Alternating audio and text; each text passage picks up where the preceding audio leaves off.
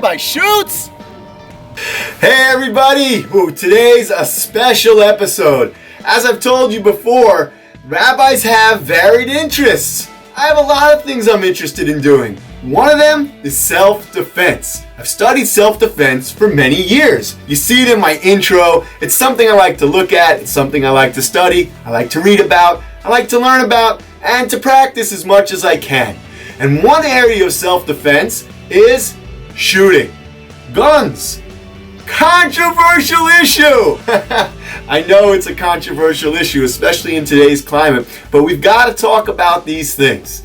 Now, guns are inanimate objects. They don't do anything without us. And the number one thing to know about guns is that if you ever think you're going to pick one up, you better know what to do with it. You have to be as responsible as possible to handle a firearm. Now, I think of firearms and firearm training as a martial art because there are many nuances, there are many aspects, and there are many things that you need to know in order to do it properly, responsibly, and most importantly, safe. Safety is the number one priority when it comes to handling firearms. And there are many rules to know. Amongst them is the famous, always treat the gun as if it's loaded. In the shooting world, they say to make sure you know the status of your weapon, if it's loaded or not, and always treat it with respect. And that's what we're going to do. Today, I'm going to be meeting with the Colonel. The Colonel has trained hundreds of Jews how to defend themselves, their families, and their communities. And today he's going to take me through a training that's going to teach me the fine in and out art of shooting on the move, shooting at multiple targets, and trying to do numerous things with handguns and long guns. And we'll see when we get out to the range just what the Colonel has with him today. You never know what might pop up. Let's talk for a second about Jews and guns and Judaism's perspective on self-defense. So the Talmud talks about it. Of course, the Talmud talks about everything. The Talmud says that when it comes to Jews taking up arms, it should be something that we should abhor. It should be something that we should hate. It should be something that we should never want to do. It's terrible. And the Talmud's very serious about it. That we should never want to take up arms. We should never have to take up arms, and we shouldn't deal with it. However, we live in a world where there are people who do have arms, who do take up arms and take them up against us. Anti-Semitism is something everybody should study and understand to understand that there are always threats against the Jewish people.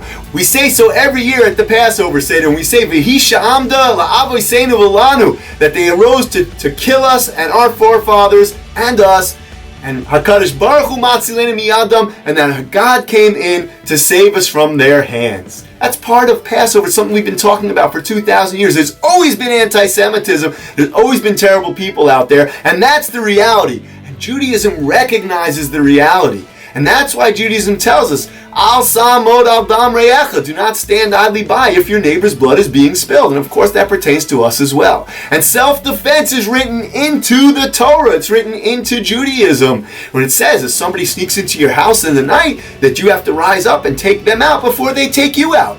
It also says if someone's chasing you to hurt you, don't let them. You got to take them out. You can't let them hurt you or harm your family. Of course not. Judaism is into self-defense. It's a God-given right.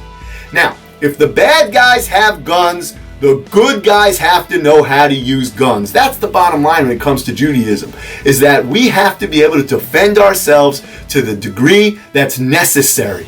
And Judaism absolutely empowers us to do so.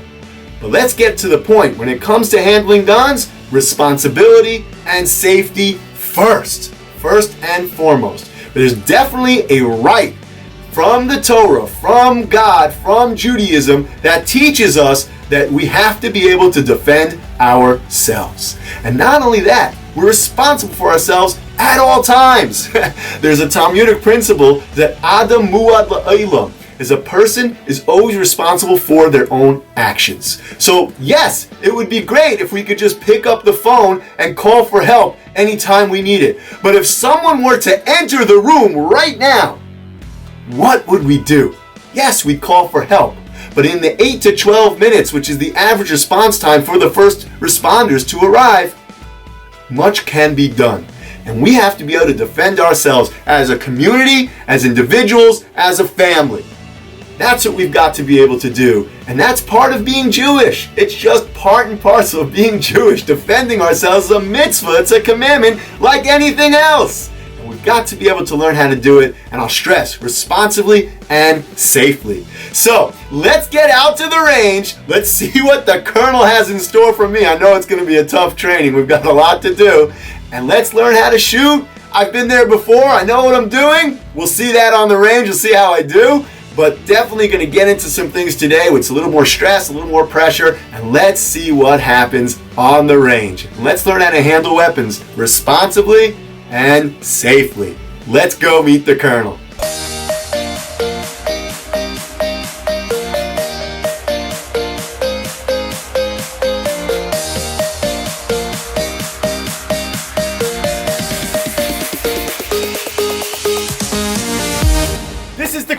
The Colonel of Special Forces. He trains Jewish people from all over to defend their communities. It's an amazing thing. You can't get too close to the Colonel here in terms of filming. His anonymity is important, and we respect that very much. We respect him. We respect the armed forces in this country, in Israel, and around the world. These people protect our communities. They protect our way of life. It's very important to show them proper respect. If you see them out and about, buy them a cup of coffee, say thank you. Give them a hand, a salute, clap, whatever it is. Very important to do. It also teaches your kids the right way to respect people who are helping them, even if they don't understand or know how they're helping them. So that's the Colonel. He's training us today. It's going to be a great day. We have a lot to do. He's going to work us really hard because defending our community is serious business. Let's get to it.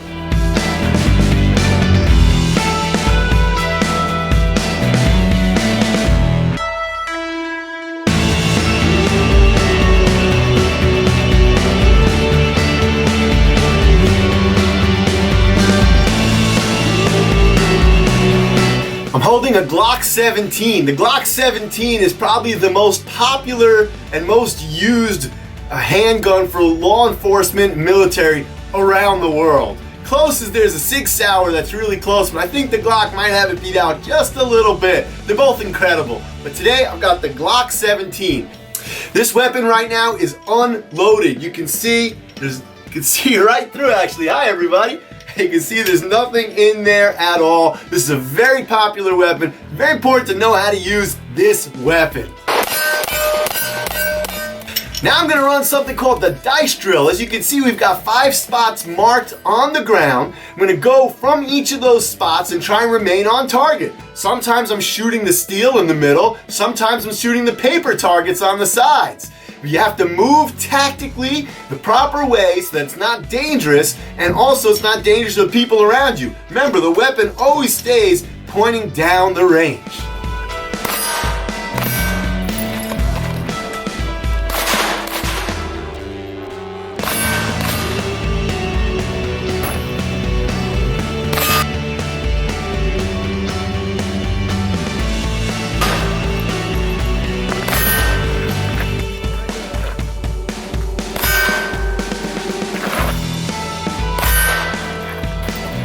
Sometimes when you're shooting, you encounter malfunctions. Maybe the round doesn't eject properly. So you have to tap, rack, and get it back out in order to get back in the fight.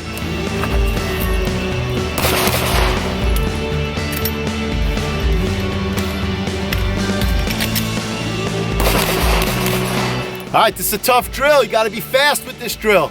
So as you can see, I put 2 just below the tee. It's a nice group, but they're just slightly below where I want them to be. But my chest shots were right in the zone. Okay, work to do. You'll notice that I'm somewhat dressed the way I normally dress. I don't have any special outfit here or wearing my special this and that. I'm really dressed the way I normally dress, especially in the summertime. And the reason is because you have to train the way you're going to be doing things normally. Meaning, if you play basketball, when it's practice, it should be harder actually than it is during the game. Your training should be harder than it is normally. So I'm wearing my normal outfit in order to train the way I go about my daily business.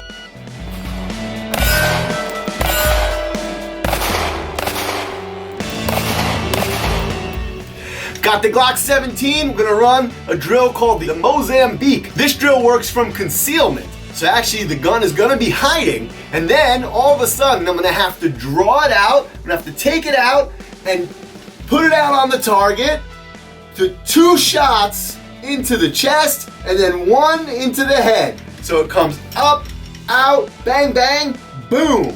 And then you're supposed to do that in under like 2 seconds. Hopefully I'll do well. Let's go see.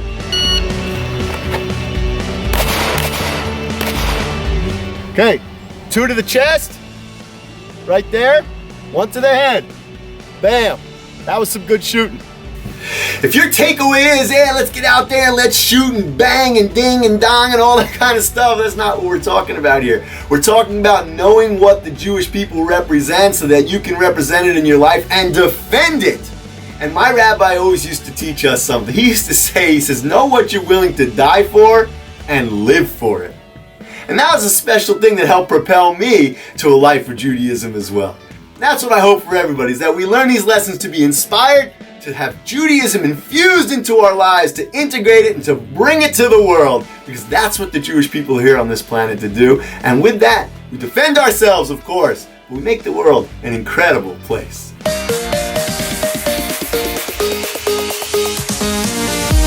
If you like what you see here on The Rabbi Cooks, then please subscribe to the channel and share it with your friends.